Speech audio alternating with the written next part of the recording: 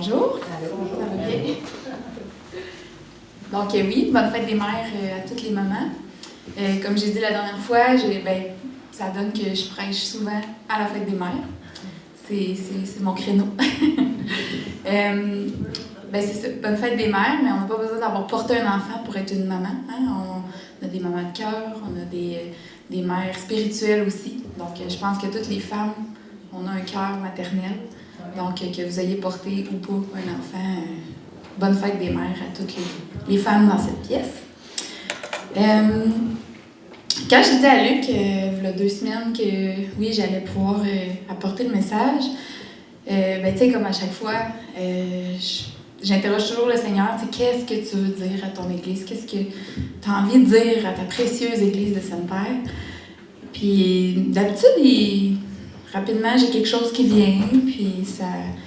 Ou j'avais déjà quelque chose sur mon cœur, mais là, silence radio. Il n'y avait rien. Pendant une bonne semaine, ça a été une semaine difficile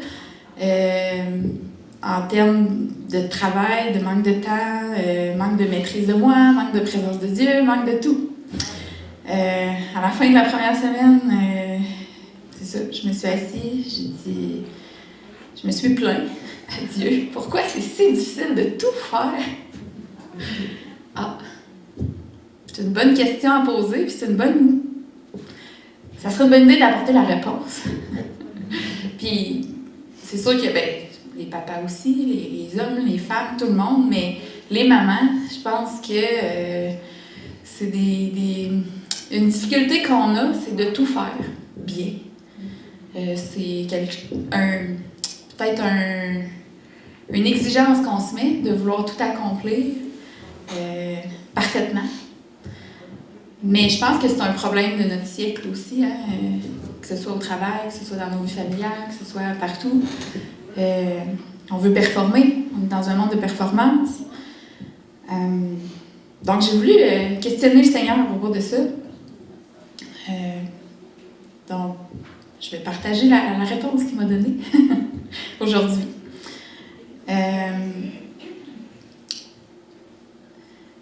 Souvent, on se retrouve essoufflé, on est fatigué, puis ça finit qu'on se sent coupable de se sentir comme ça parce qu'on regarde les autres, puis il me semble que pour les autres, ça a l'air donc bien facile la vie, puis ça a donc bien l'air facile de tout faire, tu sais.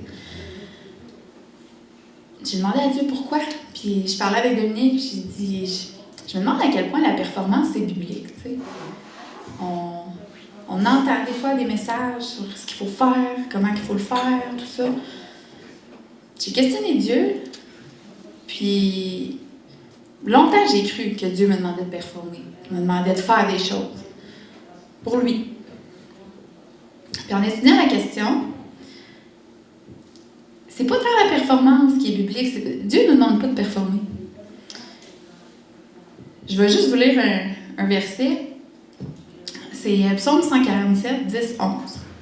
« Ce n'est pas la force du cheval qui lui plaît, ni les exploits du coureur, mais les gens qui le respectent, qui comptent sur son amour, voilà ceux qui lui plaisent. » Quand on se met à lire la parole, j'ai fait l'exercice là,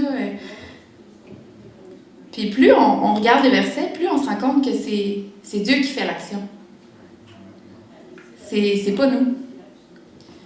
C'est Dieu qui performe pour nous.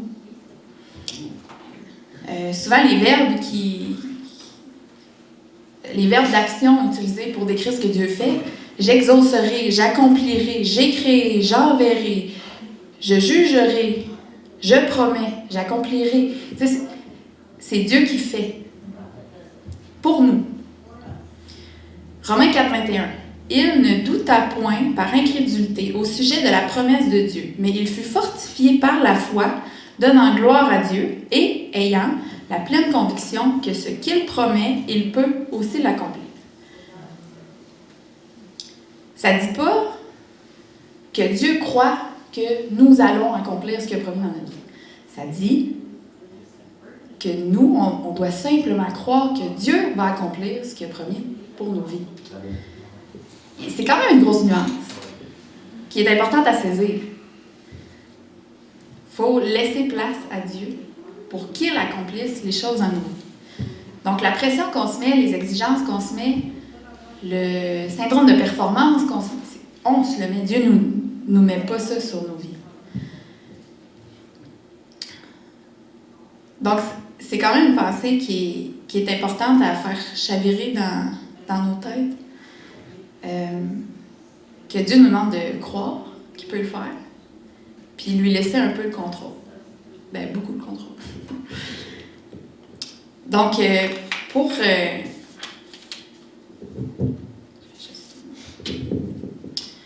Donc, si on revient à la question du pourquoi c'est si difficile.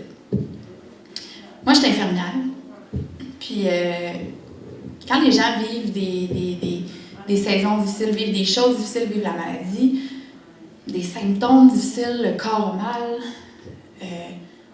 souvent, quand on donne un diagnostic, les symptômes s'en vont pas, l'épreuve n'est pas moins là, mais ça met une raison, ça met un petit baume parce que les gens savent pourquoi.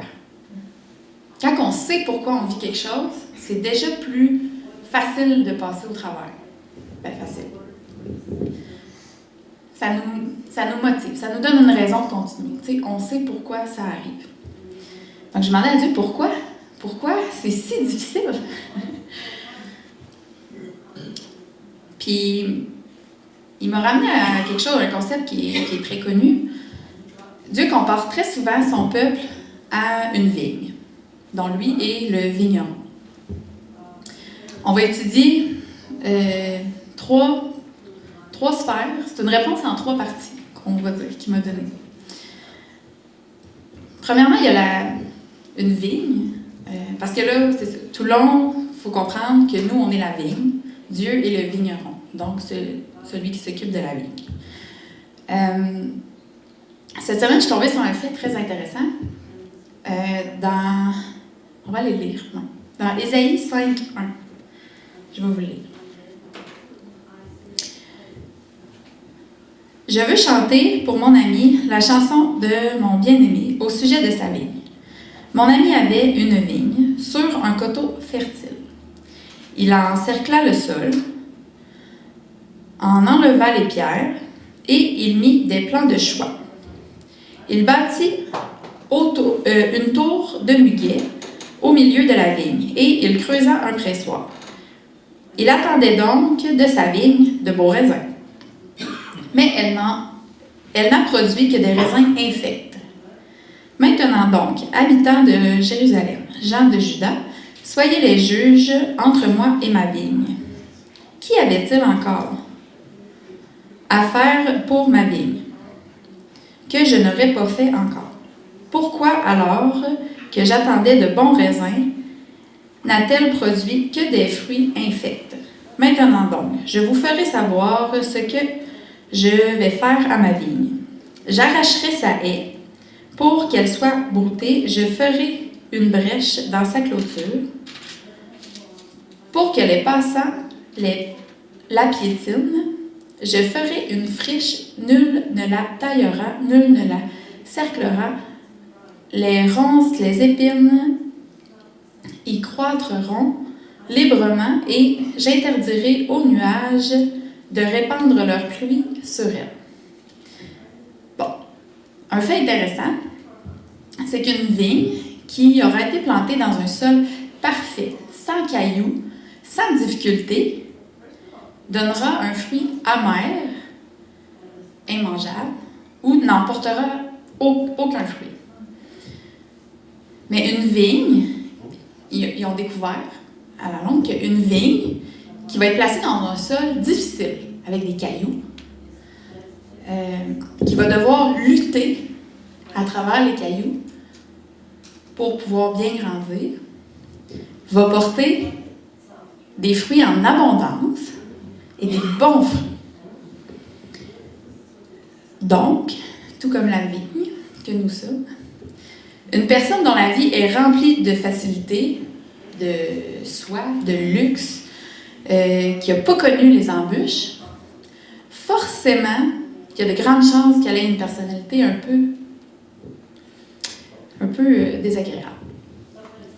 C'est pourquoi Dieu permet, dans nos vies, des cailloux. Ces cailloux nous permettent de bien grandir parce qu'on apprend avec les difficultés de la vie. Je suis sûre que si on déterre toutes nos terres, là, tous ensemble, puis qu'on place nos cailloux en avant de nous, il n'y en aura pas un pareil. On va tous avoir des cailloux différents, des histoires différentes. Mais probablement que mes cailloux à moi, ben, ils vont pouvoir aider Annick dans une situation qu'elle vit peut-être présentement. Parce que moi, je vais être passée par là, puis je vais avoir des bons conseils pour elle, des fruits à lui donner. Peut-être que les cailloux à Sylvie vont m'aider moi sur ce que je traverse en ce moment. Donc, les cailloux de nos vies nous permettent d'avancer puis de bien grandir pour pouvoir porter des fruits aux gens autour de nous. Les cailloux représentent les défis du quotidien, les grandes épreuves de ton année, puis les tragédies de ta vie. Donc ça, c'est une des explications pourquoi on doit lutter. Pourquoi c'est difficile au quotidien, pourquoi on vit certaines épreuves.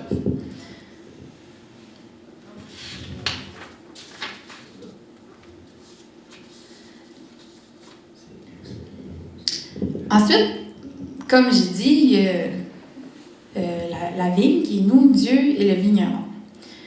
Si on étudie comment les vignerons prennent soin de leur vigne, on va comprendre mieux comment Dieu intervient dans nos propres vies à nous pour nous faire grandir. Mis à part les cailloux qui permettent, la vigne, à la base, sans le vigneron qui en prend soin, c'est une simple plante grimpante, remplie de rameaux, de beaucoup de feuilles puis de peu de fruits. Elle n'en produit pas naturellement. Il faut faire des actions pour qu'elle en produise. Puis le travail du vigneron consiste principalement à couper, à tailler la vigne pour qu'elle produise des fruits.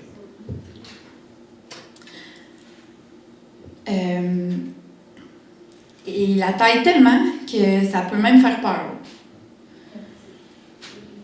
Il la taille d'une façon précise, à des endroits particuliers, à des moments spécifiques de l'année.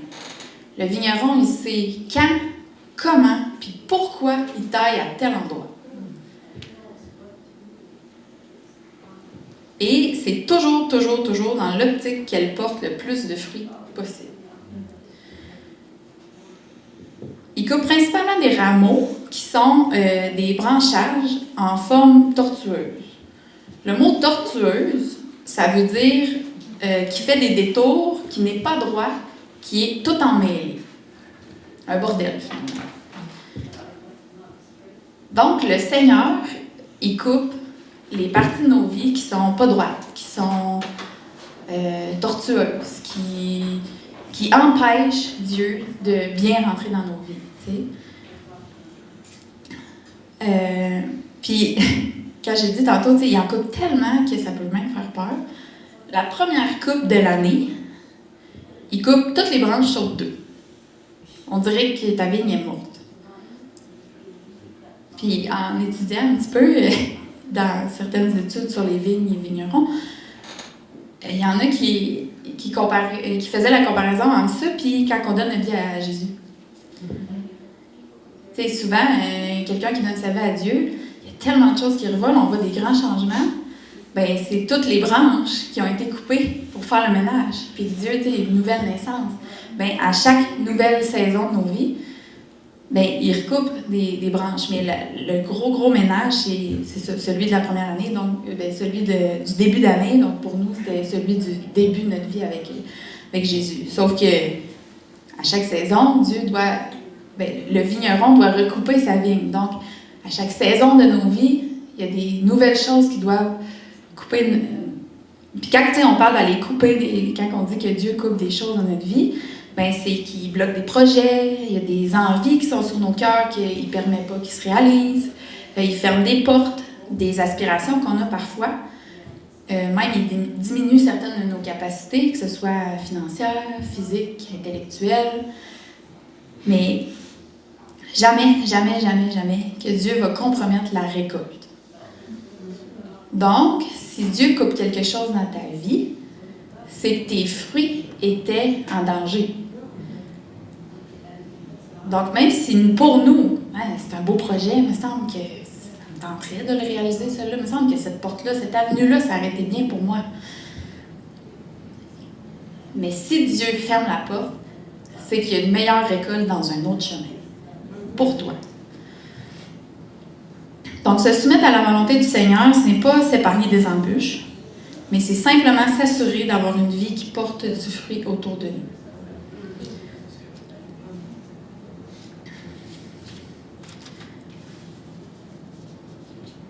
J'ai oublié de lire le passage qui allait avec ce que je viens de dire.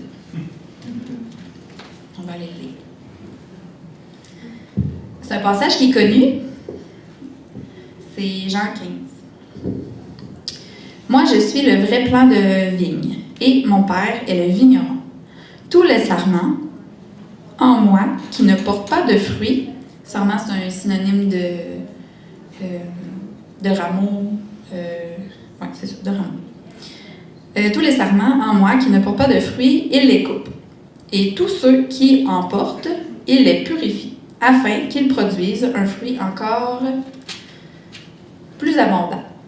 Vous aussi, vous avez déjà été purifiés grâce à la parole que je vous ai enseignée. Demeurez en moi, et moi, je demeurerai en vous. Un serment ne saurait porter du fruit tout seul, sans demeurer attaché au cep. Il en est de même pour vous. Si vous ne demeurez pas en moi, vous ne pouvez porter aucun fruit. Je suis le cep de la vigne, vous en êtes les sarments. Celui qui demeure en moi et en qui je demeure portera du fruit en abondance, car sans moi, vous ne pouvez rien faire. Si quelqu'un ne demeure pas en moi ou le jette hors du vignoble, on le jette hors du vignoble comme les sarments coupés. Ils se dessèchent, puis on les ramasse et on les met au feu et les brûle. Mais si vous demeurez en moi et que mes paroles demeurent en vous, demandez ce que vous voudrez, vous l'obtiendrez. Si vous produisez du fruit en abondance et que vous prouvez ainsi que vous êtes vraiment mes disciples, mon Père sera glorifié aux yeux de tous.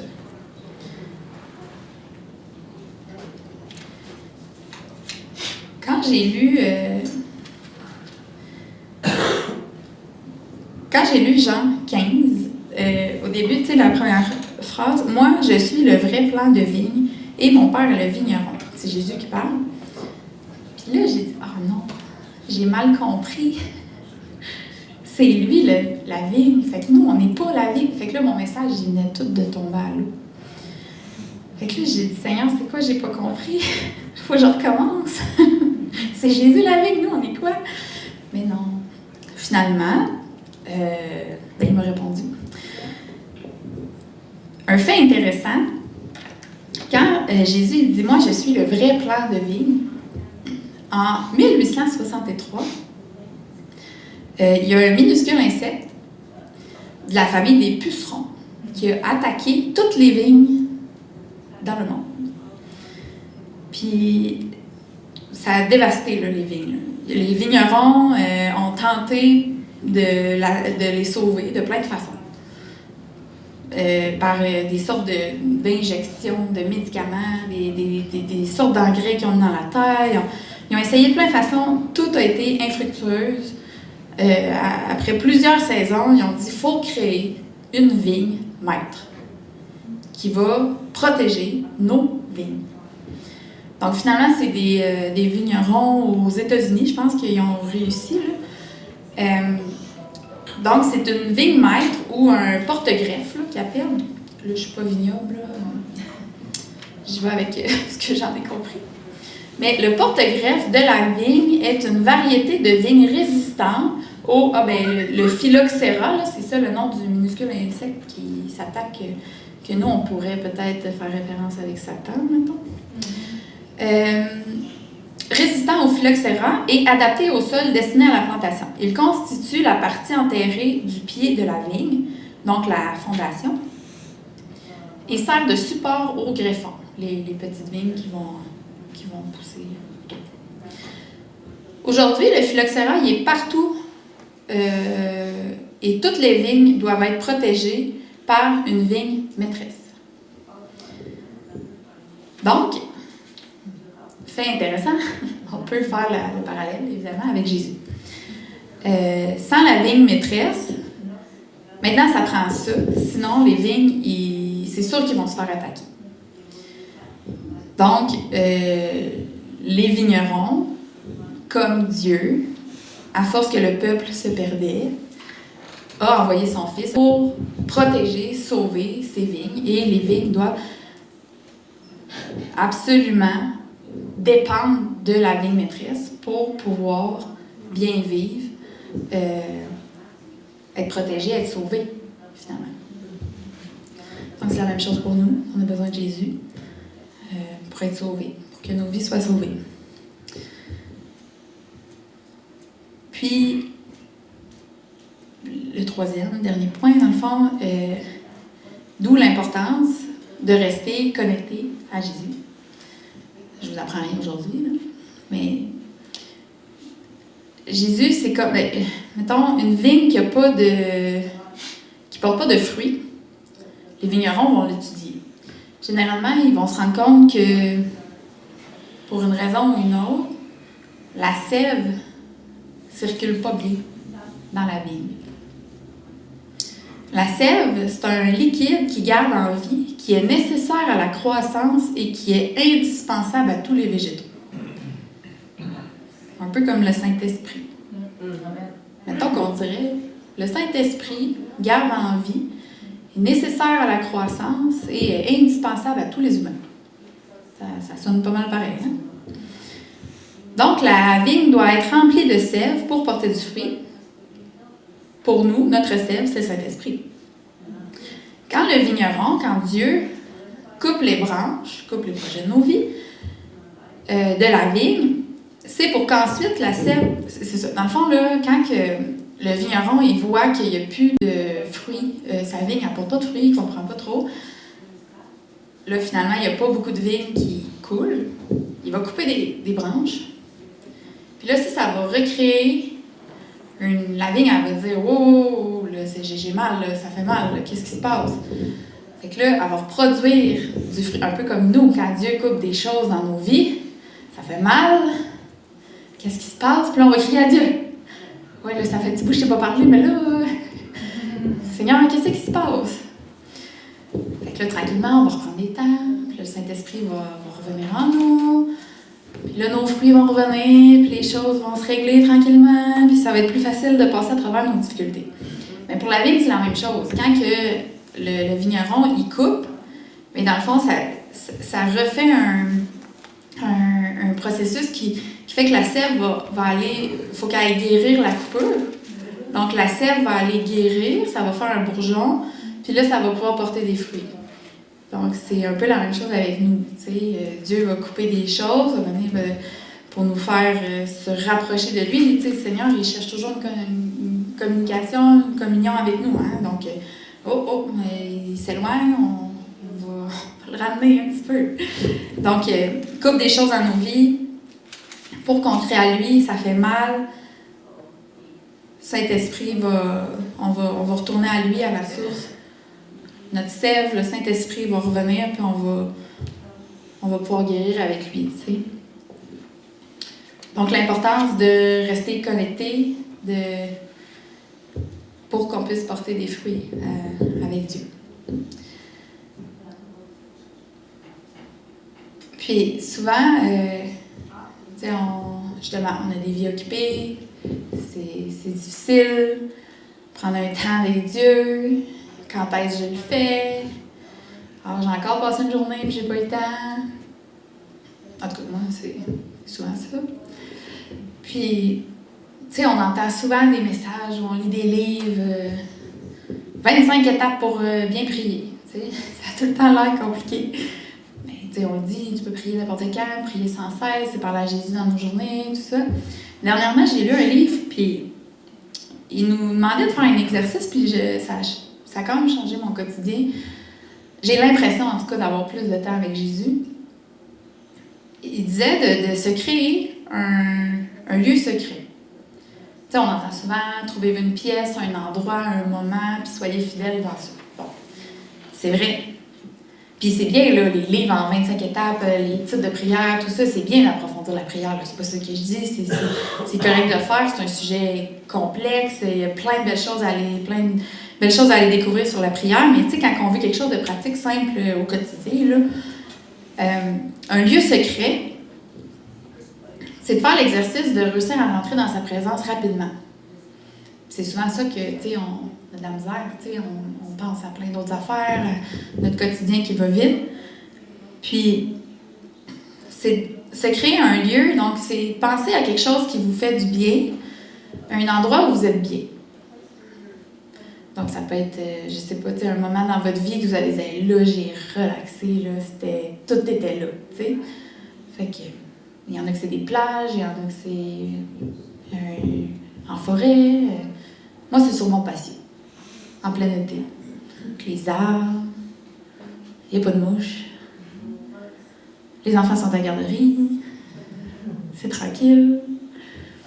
Puis là, il y a mes petits divans qui m'attendent, il fait beau. Puis sur les divans, Jésus, il est là. Il est assis là, il m'attend tout le temps. Il attend juste ça, que je veux m'asseoir avec lui. Fait que j'ai pratiqué ça dans ma tête.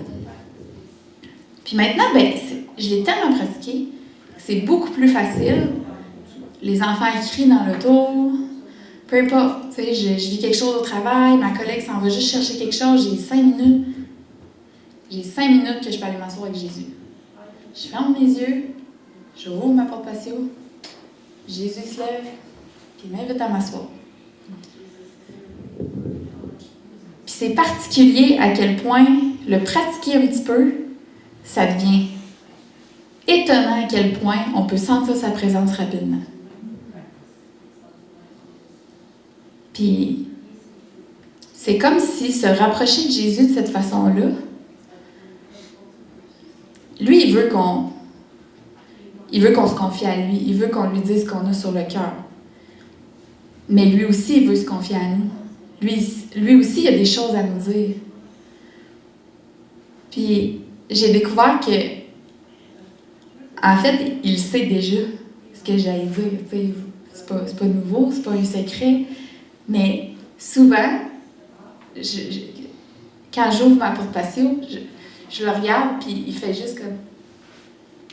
Je sais, tu sais, viens, tu sais. Fait que, juste, tu sais, se sentir qu'il nous prend dans ses bras, juste ça, un 5 minutes, c'est assez pour que tu passes une méchante belle journée. Donc, trouve-toi un lieu secret. Dieu est la source directe de toute sagesse, de toute inspiration, puis de toute solution. Puis ce qui est beau, c'est qu'on a accès à lui en tout temps. Donc, c'était un cours, j'avais pas un long partage à apporter, mais je voulais juste rappeler qu'on puisse se rappeler ensemble que les difficultés, les quotidiens remplis d'embûches, c'est un point commun que tout le monde a. Tu sais, je connais pas personne qui me dit hey, « ma vie, là, c'est facile, j'attends les difficultés, mais ils viennent pas. » Non, tu sais, c'est tout le monde. Tout le monde, on passe des... Mais j'aime me consoler en me disant, moi, j'ai le Seigneur, vous avez le Seigneur, puis lui, c'est toujours pour que nos vies soient le plus remplies de fruits pour les gens autour de nous. Donc, soyons fiers de nos fruits, puis soyons doux avec nous, parce que les mamans, mais c'est tout le monde, tu sais. Je pense que Dieu ne nous appelle pas à juger, il nous appelle à aimer. Lui est le juge, mais souvent on se juge avant même qu'il nous juge. Soyons doux avec nous, puis aimons-nous, puis ayons droit à l'erreur aussi. c'est ça. Je veux qu'on... Quand on se rend compte comment Dieu nous aime puis comment il nous voit, puis quelque chose qui est beau avec les enfants quand on devient parent, je trouve que la relation, on comprend mieux comment Dieu nous aime. Parce que moi, souvent, puis avec mon mari, on se dit souvent, des fois, tu sais, on a de la misère à s'imaginer comment Dieu nous aime, puis il me semble que Dieu doit pas être fier, là, tu sais. Puis, ben oui, c'est sûr qu'il s'attend des choses de nous, mais en bout de ligne, tu sais, souvent, je vais dire à Dominique, ouais, mais toi, mettons, Eliane, il fait une gaffe, là. Il se trompe, il a un mauvais comportement, ou il est rebelle, ou... Ça ne change rien à l'amour que tu n'es pas. Rien. Mais c'est pareil avec Dieu. C'est pas ce qu'on fait qui détermine l'amour qu'il y a envers nous. C'est pas ce qu'on fait qui détermine si on est sauvé ou pas. On l'est, c'est tout. On a accepté que Jésus nous a sauvés. Pour le reste, on n'a plus rien à faire. Il faut juste... Je veux dire, oui, c'est sûr qu'en aimant Jésus, ben, on a des choses à cœur. Dieu veut mettre des choses à cœur. Il faut être fidèle dans nos temps avec lui. Mais à la base, si on retourne à la base, là, les exigences, la pression, la performance, c'est pas biblique. C'est lui qui performe. C'est lui qui agit dans nos vies. C'est lui qui fait tout. Nous, on a juste à s'asseoir, puis être obéissant, être fidèle, lui laisser la place. Puis les fruits vont apparaître dans nous. Donc, je veux juste prier. Seigneur Jésus, merci pour ce temps. Merci pour ta parole. Merci pour toutes les mamans dans cette pièce. Les papas aussi. C'est pas la fête des pères, mais c'est pas grave. Merci pour les papas. Pour les familles, Seigneur. On prie que... merci pour les cailloux que tu mets dans nos vies. Merci pour les choses que tu tailles. Parce que c'est toujours pour notre mieux. Seigneur, tu connais nos vies, tu connais les projets que tu as pour nous. Seigneur, rends-nous simplement obéissants, réceptifs à ce que tu veux pour nos vies. Seigneur, je te prie pour nos difficultés, que tu puisses rapidement mettre des explications, nous montrer les voies que tu as pour nos vies, qu'elles ne soient pas nécessairement plus faciles, mais que ça mette un baume sur nos vies. Seigneur, rends nos cœurs ouverts aux gens autour de nous, qu'on puisse voir les difficultés, qu'on puisse voir les besoins, qu'on puisse y répondre par ta grâce, Seigneur. Merci pour ce temps qu'on va avoir eu ensemble aujourd'hui. Puis, merci pour ce que tu as voulu nous dire. Merci de prendre soin de nous. On t'aime. Amen. Amen.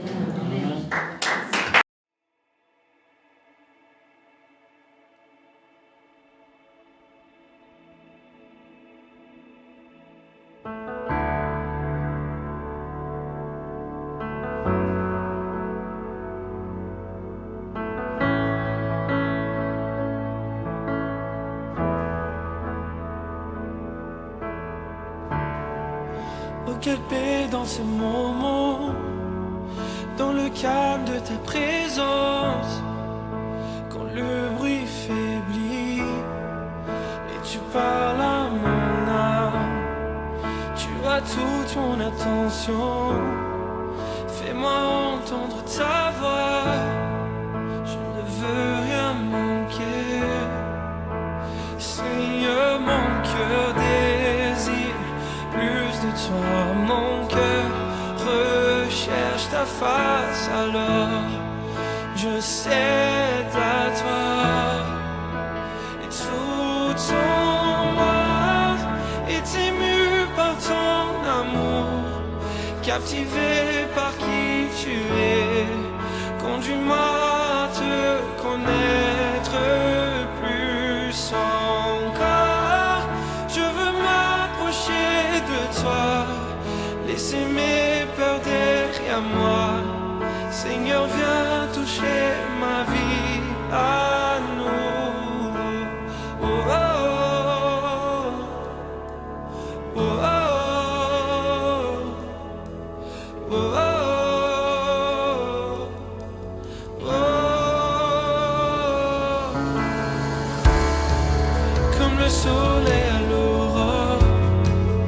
comme la brise dans la nuit. Ta paix me restaure, tu me donnes la vie. Il n'y a aucune hésitation dans ton amour, ton affection. Rien n'est comparable. Seigneur, mon cœur désire plus de toi. Mon cœur recherche ta face, alors je cède à toi. Et tout en moi est ému par ton amour, captivé par qui tu es. Conduis-moi à te connaître plus encore. Je veux m'approcher de toi, laisser mes peurs derrière moi. Seigneur, viens toucher ma vie à nouveau. Oh, oh,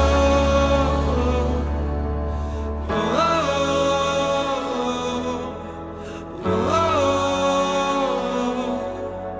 oh, oh, oh,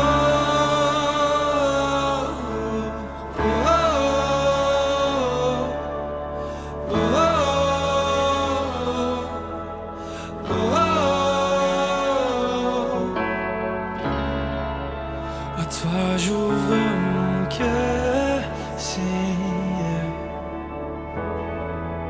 À toi j'ouvre mon cœur à jamais. Donc fais ce que toi seul sais faire. Jésus, viens régner dans ma vie. À toi j'ouvre mon cœur, Seigneur. À toi j'ouvre mon cœur à jamais. Donc fais ce que toi seul sais faire. Jésus, viens régner dans ma vie. À toi j'ouvre mon cœur, Seigneur. À toi j'ouvre mon cœur à jamais. Donc fais ce que toi seul sais faire. Oh Jésus, viens régner dans ma vie.